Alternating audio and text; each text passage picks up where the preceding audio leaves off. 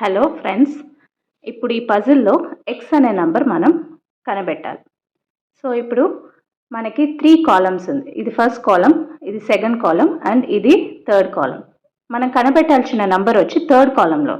So అది వదిలేసి మనం first column and second column ఎత్తుకోండి.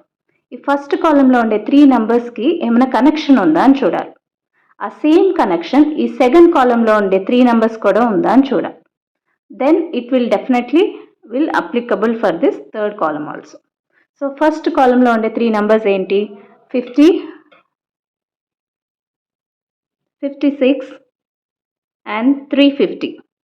So ee mooditiki edaina connection unda ani chuste easy ga ardhamavutundi. 350 so apply chesi chusamante 350 divided by 50 we get 7.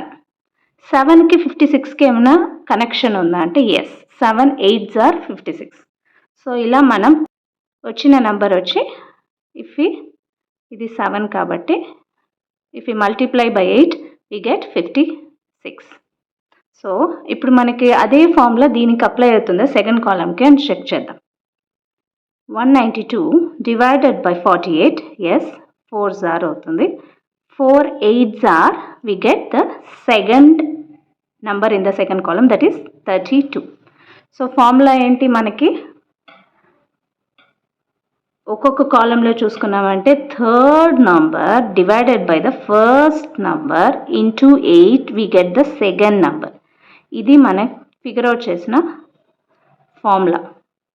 ఈ formula use చేసి థర్డ్ కాలంలో ఉండే ఎక్స్ని మనం ఫైండ్ అవుట్ చేయాలి.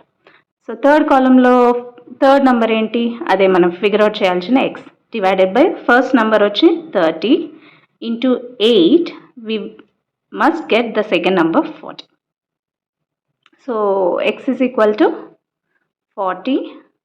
ఇక్కడ డివిజన్ ఉంది కాబట్టి ఇక్కడ మల్టిప్లికేషన్ అవుతుంది.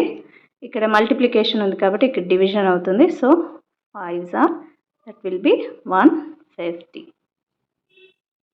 సో మన ఆప్షన్ బి అనేది కరెక్ట్.